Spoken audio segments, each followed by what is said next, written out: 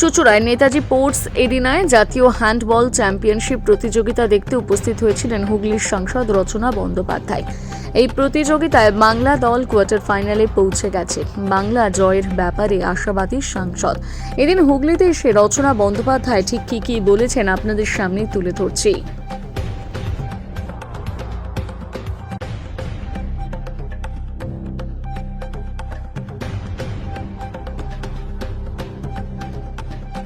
High court একটি school পরিচালন সমিতির যে নির্বাচন ছিল 2010 সালে, সেখানে তিনি গুলি চালিয়েছিলেন এবং একজন তৃণমূল কর্মী মারা গিয়েছিল।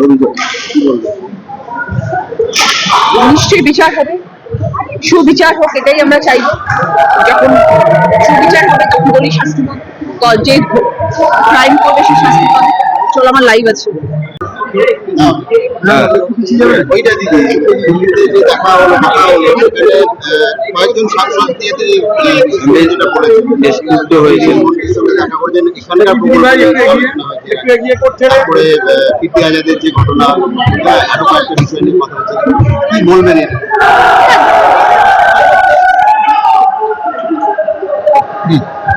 না, দেখুন, যেটা দলের নির্দেশ যেটা হবে সেটাই আমাদেরকে পালন করতে হবে এবং দল আমাদেরকে নির্দেশ দিয়েছেন যে কোনো সমস্যা হতে পারে। আমাদের কনস্টিটিউশনে, আমাদের বিধানসভায় যে কোনো সমস্যা আসলে আমরা সেটা লিখিতভাবে জানাবো। দিদিকে, অভিষেককে মেল পাঠানো উচিত এবং সেটা আমরা পাঠাবো। আমরা সাংসদদের সবাইকে একই জিনিস পাঠানো হয়েছে যে তোমাদের যদি কিছু মনে হয় যে কোনো প্রবলেম আছে তোমরা নিশ্চয়ই লিখিত দেবে আমাদেরকে, আমরা সেটা নিশ্চয়ই will take care of it. দিদির তরফ থেকে, দিদির দপ্তর থেকে, অভিষেকের দপ্তর থেকে সেটাকে নিয়ে ওনারা আলোচনা করবেন এবং সেই কাজটা ডেফিনেটলি হবে, কিন্তু সেটা তাদের তরফ থেকে হবে। আপাতত আমরা ডাইরেক্টলি কারোর সাথে যেন দেখা না করি, সেটা দলের মঙ্গলার্থে আমরা সেটা সাংসদদের এই ভূমিকা কিছুটা হচ্ছিল, যেভাবে বলা হচ্ছে দল যে এইভাবে শৃঙ্খলা মেনে চলতে হবে বা চলা উচিত। দেখুন, আমরা দলের জন্যই রয়েছি আর আমরা মনে করি যে আমাদের দল সব থেকে নির্ভরশালী একটি দল এবং আমাদের মধ্যে মিলিত সংগঠনের জোর আছে।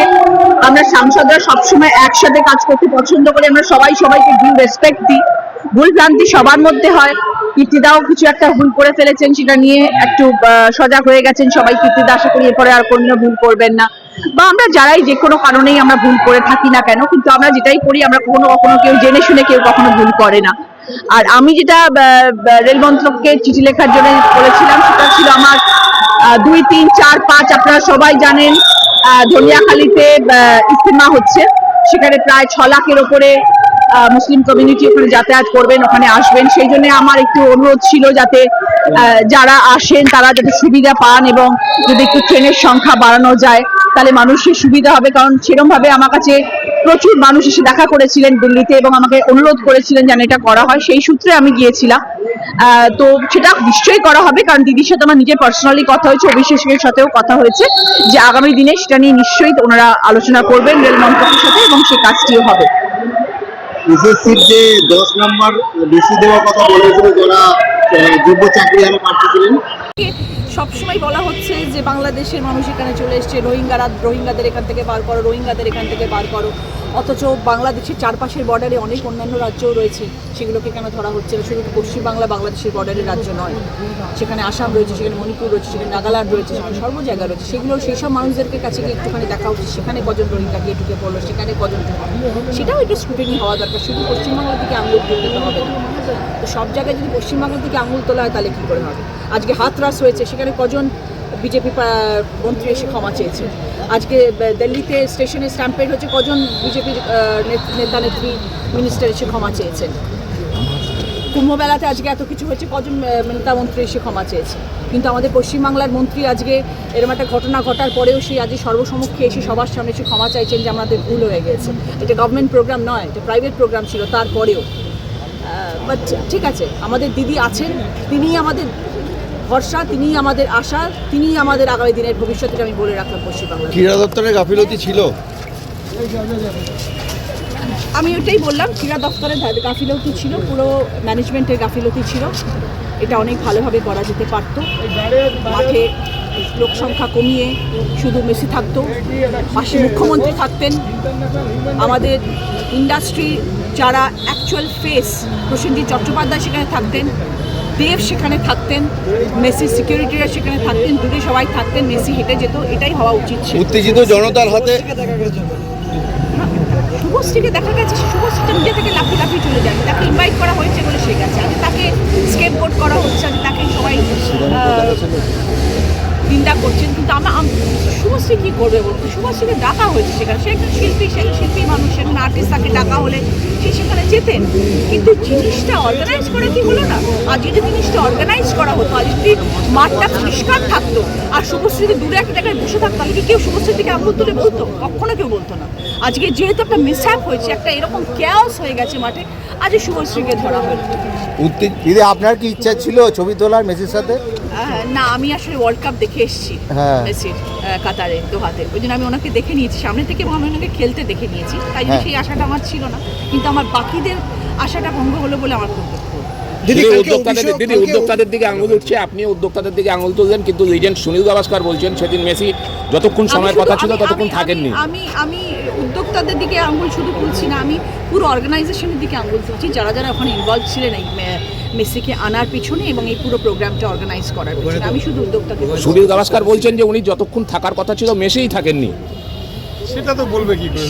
সেটা এখন দেখুন, উনি একজন ইন্টারন্যাশনাল স্টার, ওনাকে কেউ ধাক্কা দিচ্ছে, ওনার পাশ থেকে কেউ ওনাকে খামচে দিচ্ছেন, আছড়ে দিচ্ছেন, এটা তো আনকল্ড ফর। উনি এরকম ধরনের সিচুয়েশন হয়তো কখনো ফেস করেননি, উনি ভয় চড়ে হতে পালিয়ে গেছে। উত্তেজিত জনতার হাতে দেখা গেছে জয় শ্রীরামের পতাকা। এবার যারা এসছেন মেসিকে দেখার জন্য, এরকম তো নয় যে মেসিকে দেখার জন্য শুধু টিএমসির লোকই এসছেন, মেসিকে দেখার জন্য সিপিএমও এসছেন, মেসিকে দেখার জন্য বিজেপিও এসছেন, কংগ্রেসও এসছেন, সব দলের মানুষ এসছেন। স্পোর্টসকে ভালোবেসে যারা এসছেন, সেখানে কোনো পলিটিক্স আসে না।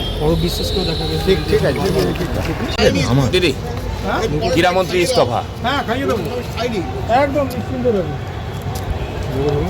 দেখো, যেটা হয়েছে আজকে তোমার সল্টলেক স্টেডিয়ামে, সেটা অত্যন্ত দুর্ভাগ্যজনক, not wanted at all, unwanted একটা সিচুয়েশন হয়েছে, এবং যারা সেখানে এসেছিলেন তাদের প্রতি আমার 100% সহানুভূতি আছে। কারণ আমি জানি যারা এসেছিলেন তারা কতখানি আশা নিয়ে, কতখানি স্বপ্ন নিয়ে আজকে এসেছিলেন, কারণ লিওনেল মেসিকে দেখতে তারা আসছেন, পৃথিবী বিখ্যাত একজন মানুষকে দেখতে তারা আসছেন, তাদের স্বপ্ন ভঙ্গ হয়েছে। তার জন্যে আমরা সবাই, প্রতিটি মানুষ, সাধারণ মানুষ যারা আমরা সবাই তাদের জন্য আমাদের খারাপ লেগেছে, আমরা তাদের সঙ্গে সবাই সহানুভূতিশীল এবং আমরা সবাই তাদের পাশে রয়েছি।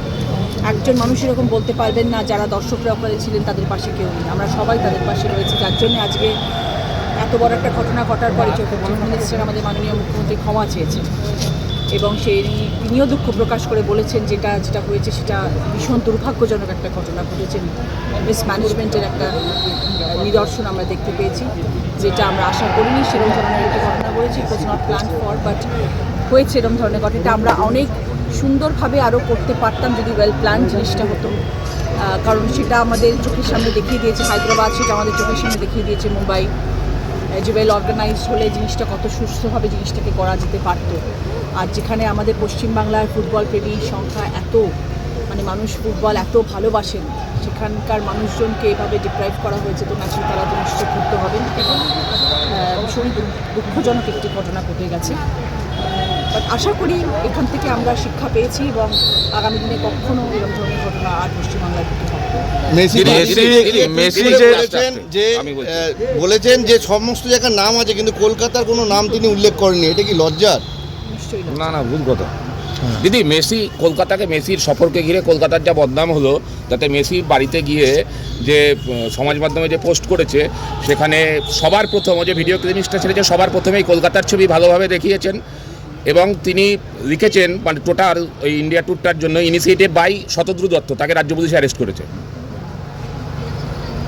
দেখুন, যা আমি তো বললাম আপনাকে, আজকে যেটাই ঘটেছে সেটা ভীষণই দুর্ভাগ্যজনক, আনকল্ড ফর, এবং আমরা কখনোই চাইনি, আমরা সবসময় চেয়েছিলাম সেটা সুস্থভাবে হোক, ভালোভাবে হোক, আমরা সেটাকে অনেক ভালোভাবে করতে পারতাম যদি আমরা একটুখানি প্ল্যান ওয়েতে করতাম, একটা স্টেজ থাকতো, ওখানে উঠতেন। সবথেকে বড় কথা যেটা সবথেকে ভালো লাগতো, যদি একটু মেসি আসতো, খালি মাঠটা থাকতো এবং সেখানে একটু বাচ্চাদের সাথে ফুটবল খেলতো, 2-3টে কিক মারতো, যেটা হায়দ্রাবাদে হয়েছে, সেটাই সবাই চেয়েছিল।